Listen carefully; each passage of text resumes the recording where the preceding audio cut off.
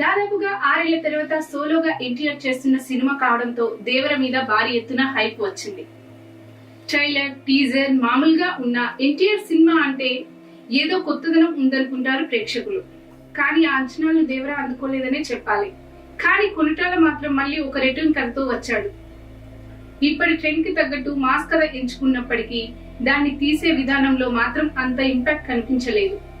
Action scenes మాత్రం బాగున్నాయి, కానీ సగటు ప్రేక్షకుడికి ఒక యాక్షన్ సీన్ సరిపోవు అనే విషయాన్ని మర్చినట్టున్నాడు శివ. కొరటాల సినిమా అంటే ఖచ్చితంగా ఏదో మెసేజ్ ఉంటుందని ప్రేక్షకులు ఆశిస్తారు, కానీ అలాంటిదేమీ ఇందులో కనిపించలేదు.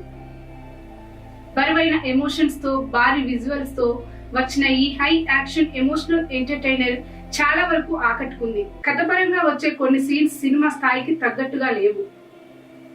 అలాగే సినిమాలో ఉన్నంత హైప్ ను సినిమా మొత్తం కంటిన్యూ చేయలేకపోయారు. ఇక జాన్వీ కపూర్ మరియు ఎన్టీఆర్ ల మధ్య లవ్ ట్రాక్ కూడా అంత ఇంపాక్ట్ గా అనిపించలేదు. కొంచెం బెటర్ గా ఉంటే బాగుండేది.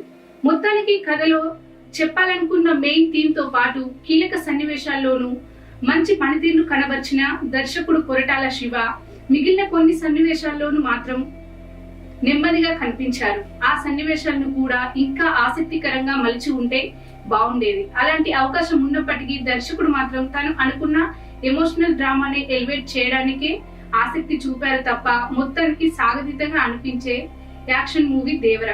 ఒక ఎన్టీఆర్ అభిమానిగా సినిమా చూస్తే బాగుండే అవకాశం ఉంది, కానీ సినిమా అంటే ఒక ఎన్టీఆర్ అభిమానులు మాత్రమే కాదు కదా, ఆ విషయాన్ని మర్చినట్టున్నాడు శివ.